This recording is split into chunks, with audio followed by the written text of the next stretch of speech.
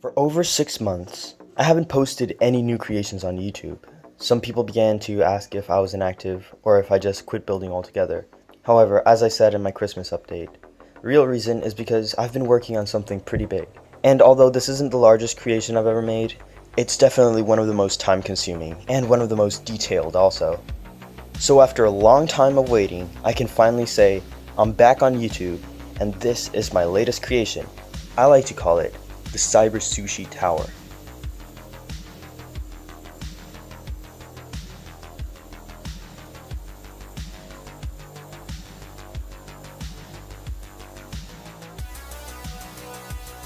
Measuring about 2 feet high, 1 foot wide, and 7 inches deep. It's definitely one of the most unique creations I've ever built, at least in my opinion.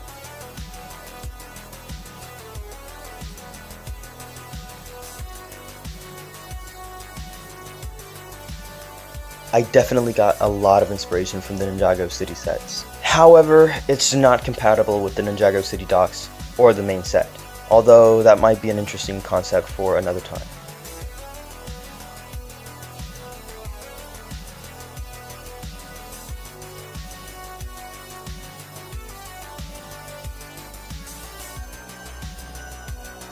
Now let's dive in closer and let's begin at the bottom, where it all started.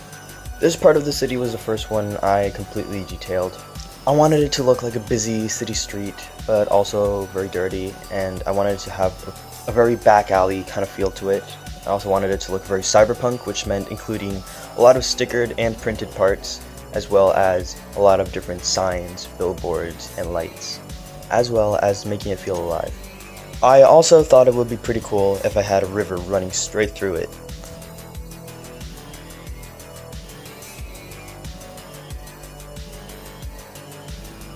On the back, you can see it has yet another alleyway and a bunch of exposed greebles. You can imagine those being the sewer systems, as well as electric and water pipes. I also wanted to make it feel like it was realistic, and the whole restaurant building on top was actually powered. So I added some piping and some cables running all the way up to the top.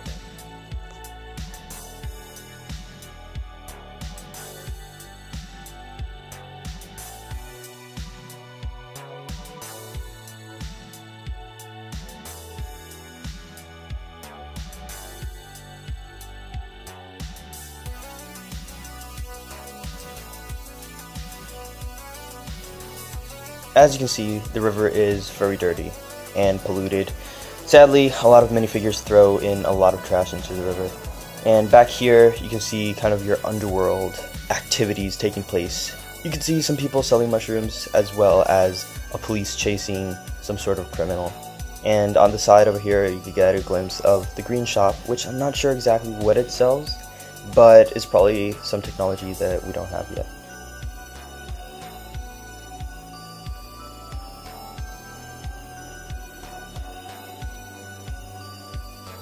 I wanted to bring as much life as I could to a very small space, and I think I achieved just that.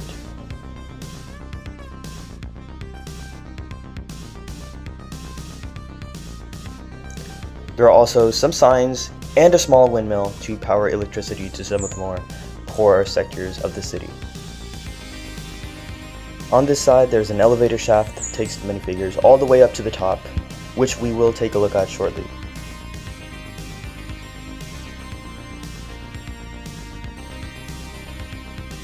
On the side of the buildings, there are a lot of billboards and neon light kind of things, as well as displays advertising different movies. And this huge round window right here was actually a very important centerpiece to just give the creation a very distinctive look and bold design. On the back of the second level, you can see a tree growing from the catwalk. We don't know how it got there. As well as some greebles, some communication systems, as well as the restaurant manager himself drinking some tea and looking at the cityscape. And on the side over here you can see a lot of different colors. I wanted to add a lot of different colors to bring life to it.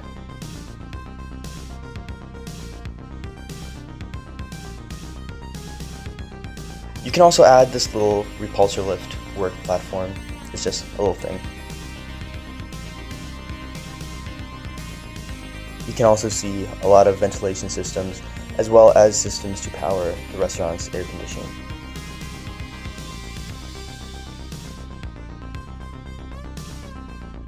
Personally, this wall in itself was one of the most fun parts of building this whole creation. Just choosing between different part combinations as well as colors to make a very detailed industrial looking effect was very appealing.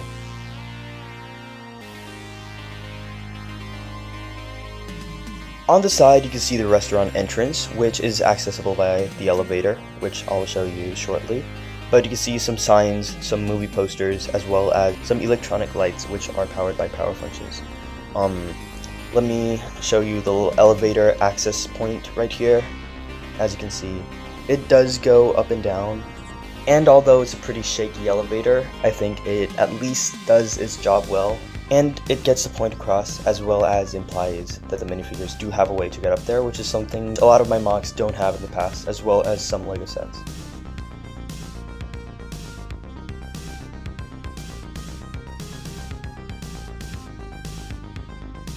Another challenge was making the whole middle section be sturdy enough to support the restaurant on top, as well as make it stable, especially since it's resting on 4 rather thin pillars.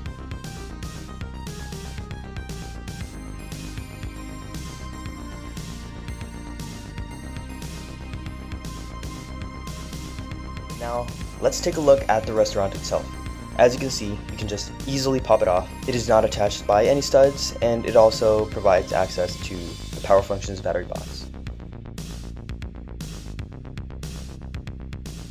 I'll start off by saying that the restaurant isn't influenced by any design style specifically. However, it does have a lot of different inspiration from multiple Asian cultures. So you see a mix and match of both Chinese, Japanese, and Korean design, as well as architecture. On the front, it has a table for 2, as well as a lot of different details, a flower vase on the corner, and a large crab sculpture in the center. It also has a 2-tiered roof, which was very fun to build, honestly. I had to order a bunch of extra horn pieces just to do those little corner bits. And the whole border is just surrounded by railing, as well as signs with different advertisements, which are actually for the most part from the LEGO Ninjago City set sticker sheet.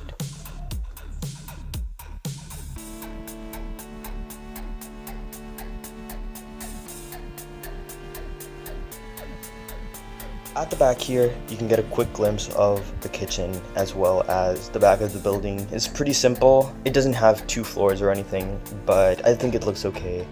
And in the kitchen, you can see the chef cooking a starfish, as well as some fish in the background.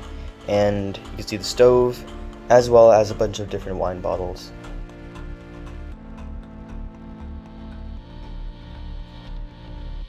Around here you can see some of the seating with some of the customers. I tried to make a lot of different diverse looking minifigures. And they're all eating sushi and different kinds of seafood.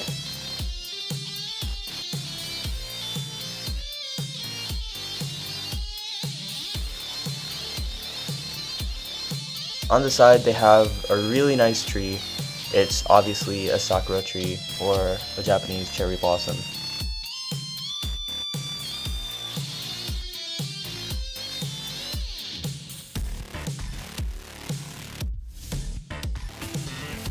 And I also forgot to mention that this little sign back here is supposed to hang over the side when it's mounted on the rest of the building.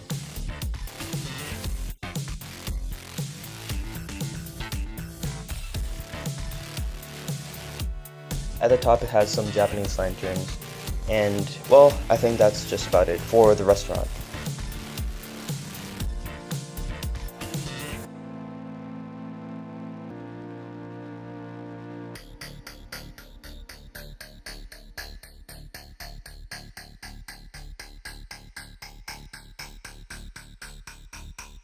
In conclusion, I hope that you all enjoyed today's video.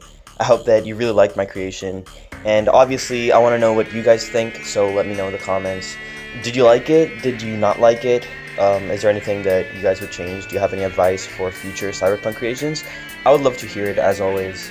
And also, I tried doing something a little more original with the video, with the editing and all of that. So let me know what you guys think about that. And if you think it worked, I might do a similar style editing in my next videos. And that's about it. Expect to see more Mocs this year. I'm planning on making a lot of new videos. So stay tuned, and I'll see you next time.